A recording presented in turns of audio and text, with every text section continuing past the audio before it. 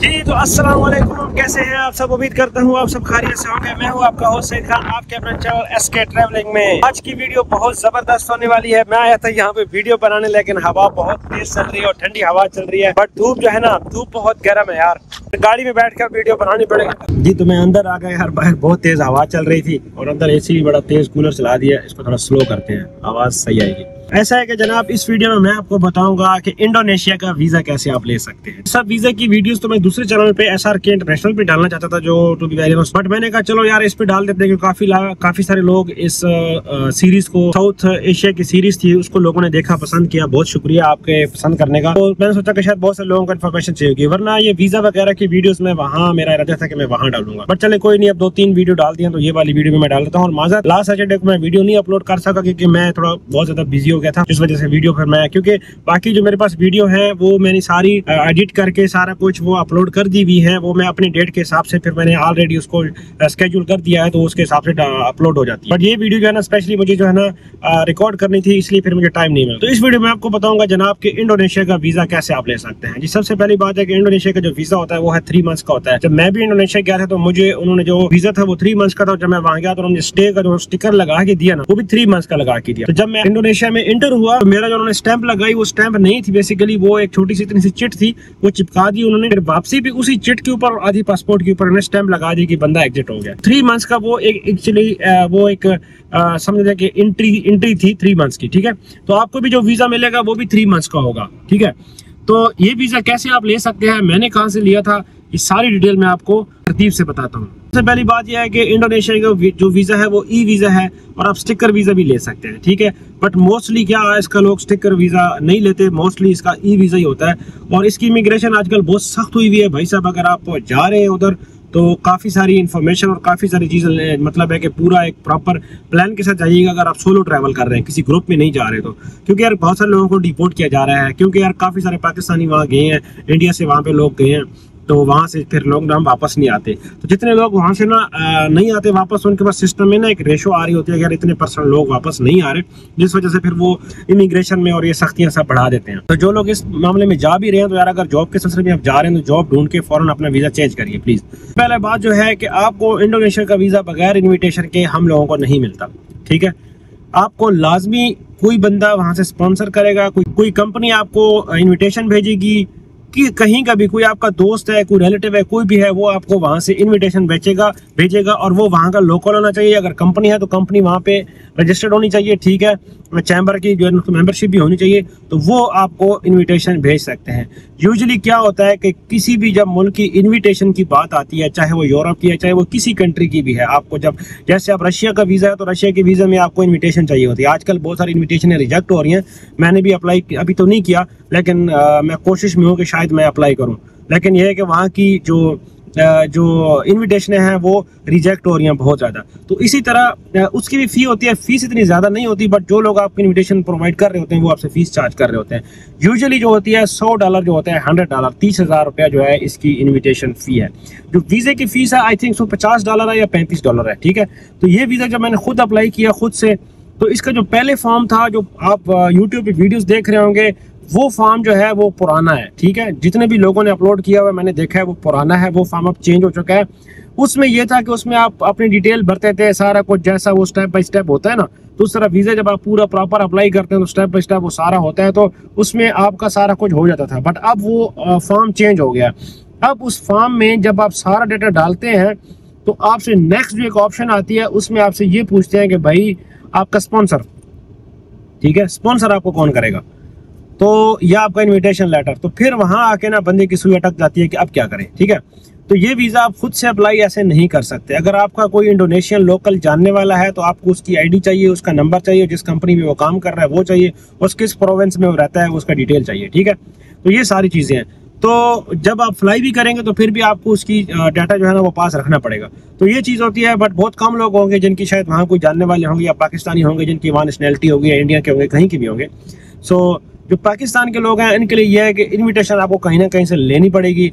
जो भी मतलब मुख्तलिफ किस्म की एजेंसियां हैं जो ये काम कर रही हैं, जिन्होंने वहाँ पे अपना एक सेटअप बनाया हुआ है, वो इन्विटेशन वहाँ से निकाल सकते हैं, तो वो आपको जो है ना ये वीज़ा प्रोवाइड कर सकते हैं।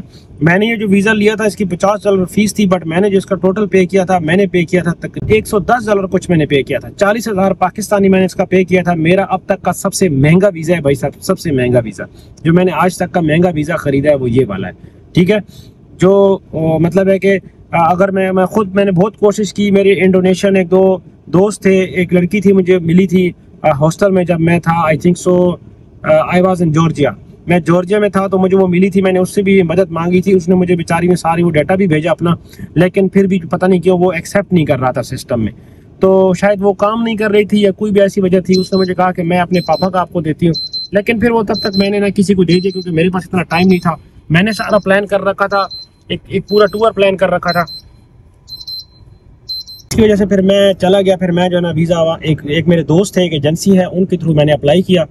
उनके साथ पहले भी मैंने बिज़नेस किया, पहले भी उनसे मैंने 2 महीने वीज़े लिए थे और फिर मैंने उनसे वीज़ा लिया। उन्होंने मुझे वीज़ा दिया 40,000 रुपये का, क्योंकि अगर मैं खुद इन्विटेशन वहाँ से जब मैंने मंगवाने की बात की तो किसी ने $150 मांगा, किसी ने $200 मांगा, तो ये सब देना जो है ना, फिर मैंने सोचा कि चलो यार अगर इनविटेशन वगैरह ये सब देनी है तो उससे बेहतर है कि इन्हीं से वीज़ा ले लेते हैं। अगर आपको इंडोनेशिया का वीज़ा चाहिए, आप भी वीज़ा चाहते हैं, तो आप खुद से अप्लाई ना करिए, क्योंकि आपके पास इन्विटेशन तो होगी नहीं। अगर आप कोई जानने वाले हैं जिसकी कंपनी है वहाँ पे, बेशक वो पाकिस्तानी हो बट उसकी कंपनी है, तो वो आपको इन्विटेशन भेज सकता है, तो फिर आप उससे इन्विटेशन मंगवा लें तो फिर भी आपका वीज़ा ये आ जाएगा।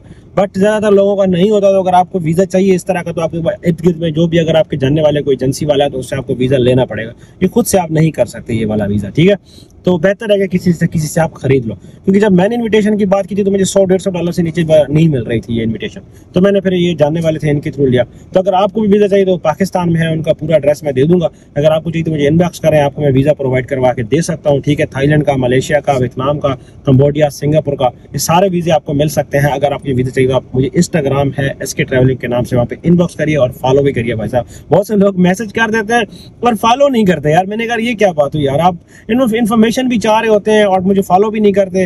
अब आई डोंट नो कि यूट्यूब पे उन्होंने मुझे सब्सक्राइब किया भी होगा कि नहीं, लेकिन आप जब इंस्टाग्राम पे मुझे फॉलो भी नहीं करते और मुझे मैसेज भी कर रहे होते हैं तो मुझे बड़ी हैरत होती है यार। ये अजीब लोग हैं यार कि वो मेरे से इन्फॉर्मेशन चाह रहे होते हैं, मेरे से बात करना चाह रहे होते हैं, बट फॉलो नहीं कर रहे। फिर मैं उन्हें कुछ कहता नहीं, मैं कहता चलो कोई बात नहीं यार, अगर आज नहीं तो किसी न किसी वक्त में उनको लगेगा कि यार फॉलो कर देना चाहिए तो कर देंगे, या सब्सक्राइब कर देना चाहिए तो कर देंगे, क्योंकि हमारे कहने से थोड़ी क्यों करेगा यार। जब किसी को एक चीज़ अच्छी लगेगी, शायद मैं अच्छी नहीं बना पा रहा, कि मेरी 90% जो है 88% जो ऑडियंस है वो सब्सक्राइब नहीं कर रही और जस्ट 12% जो है ना वो सब्सक्राइब कर रही है, तो इट मीन्स कि शायद मैं कुछ अच्छा नहीं बना पा रहा। मैं बहुत कोशिश कर रहा हूँ उसको अच्छे से अच्छा करने में, उसको सिंपल से सिंपल बनाने में, इन्फॉर्मेशन मजीद से मजीद मैं अपनी कोशिश करता हूँ वीडियोज़ में उसको डालूँ इन्फॉर्मेशन को। बहरहाल ये थी जी इंडोनेशिया का वीज़ा। फिर इंडोनेशिया का जो वर्क परमिट है, इंडोनेशिया का वर्क परमिट आपको वहाँ की कंपनी आपको वहाँ से एक इनविटेशन भेजेगी। ठीक है, वहाँ की काउंसिल है, वहाँ से एक लेटर चाहिए होता है, उस लेटर के थ्रू आपको वर्क परमिट इशू हो सकता है। ठीक है, हम वर्क परमिट नहीं दे सकते, हम सिर्फ विजिट वीज़ा आपको दे सकते हैं। तो वो एक लंबा प्रोसीजर है, बट विजिट वीज़े का जो प्रोसीजर था मैंने आपको सब बता दिया। प्रोसीजर है वो मैं आपको कंप्यूटर की स्क्रीन पर भी दिखा देता हूँ। जहाँ तक उसका है, इसकी एक ईमेल ID से आप एक रजिस्ट्रेशन कर लें। उस रजिस्ट्रेशन के बाद फिर आप इसमें लॉगिन करें। लॉगिन करने के बाद जो एक नॉर्मल एक वीज़ा अप्लाई करने का सारा प्रोसेस होता है वो सारा प्रोसेस करिए। उसके बाद फिर एंड में जो है ना, जब आपसे वो मांगता है स्पॉन्सर, तो वहाँ पे स्पॉन्सर का डाटा एंटर कीजिए अगर आपके पास इनविटेशन लेटर है, क्योंकि बाकायदा अगर आपके इनविटेशन होगा, कंपनी का नाम पूछेंगे, कंपनी का वो जो जैसे होता है ना हमारे यहाँ NTR नंबर वगैरह, वहाँ पे कंपनी की रजिस्ट्रेशन नंबर होता है, वो मांगेंगे आपसे, कंपनी का लैंडलाइन मांगेंगे, कंपनी का एड्रेस मांगेंगे, 2-3 चीज़ें और इनकम टैक्स की वो मांगेंगे। यानी कि अगर ऐसा नहीं है कि अगर आप किसी का फेक पकड़ के करेंगे तो हो जाएगा, ऐसा नहीं होगा। आपको प्रॉपर एक इन्विटेशन नंबर एक अलॉट होगा जिसके ऊपर QR कोड होगा, और वो QR कोड जो है ना वो उसको स्कैन करेंगे तो उसमें आपका डाटा आएगा। जैसे जब भी आप एयरपोर्ट भी जाएंगे तो तब भी आपकी उस कंपनी का पूरी डिटेल आएगी। क्योंकि जब मैं भी गया था तो उन्होंने मेरे से पूछा था उस कंपनी का नाम, मैंने कहा हाँ जी बिल्कुल, इन्होंने मुझे इनविटेशन भेजी थी। तो ये चीज़ है। तो इसका ये नहीं है कि ऐसा कोई बोगस काम नहीं होता, पूरी इनविटेशन पूरा आपका डाटा वहाँ होता है, उनके सिस्टम में, उनकी मिनिस्ट्री में भी होता है। जब आपको वीज़ा होता है तो आपका वीज़ा जो उनके रेफरेंस से आ रहा होता है, ऐसा नहीं होता। ठीक है, तो प्लीज़ ऐसा करने की कोशिश ना करिए कि किसी का फेक डाटा डालने की इस तरह कोशिश ना करिएगा, क्योंकि पूरी डिटेल उसमें आती है। और जब आपका वीज़ा आएगा ना, उस वीज़े के ऊपर उस बंदे का नाम एंड पे लिखा होता है, उस कंपनी का, मेरे वीजे पे भी उस कंपनी का पूरा नाम लिखा हुआ था, जो पाकिस्तान में कंपनी है उनका नाम लिखा हुआ था, क्योंकि मुझे उन्होंने वहाँ से इन्विटेशन दी थी। सेम उनका वहाँ पे सेटअप भी है इंडोनेशिया में। तो ये चीज़ है जनाब, उम्मीद है कि आपको समझ आ गया होगी कि इंडोनेशिया का वीज़ा कैसे मिलता है। तो ये आप खुद से अप्लाई नहीं कर सकते भाई साहब, अगर इन्विटेशन है तो कर सकते हैं, अदरवाइज नहीं कर सकते। बट 90% लोग शायद नहीं कर सकते, मेरी तरह किसी के पास शायद वहाँ पे कोई जानने वाला नहीं होगा, तो मुश्किल ही है कि किसी के पास इन्विटेशन हो। तो आप इस तरह से अप्लाई कर सकते हैं, किसी न किसी से आपको खरीदना पड़ेगा यार ये वीज़ा। $150 से $200 का नॉर्मली ये वीज़ा बिकता है, ठीक है, $150 से $200 का, इसका मतलब 60-70 हज़ार रुपए का, ऑलमोस्ट दुबई के वीज़े के बराबर है, ठीक है। तो ये था जी आपकी आज की वीडियो, उम्मीद है कि आपको समझ आ गई होगी। इन केस कोई चीज़ समझ नहीं आती, आपको वीज़ा चाहिए, SK ट्रैवलिंग के नाम से इंस्टाग्राम है, वहाँ पे फॉलो करिए। वहाँ पे मैं कोशिश कर रहा हूँ अब रील्स डालने की, मुझे अच्छी से एडिटिंग नहीं आती बट मैं कोशिश कर रहा हूँ, स्टिल आई एम ट्राइंग।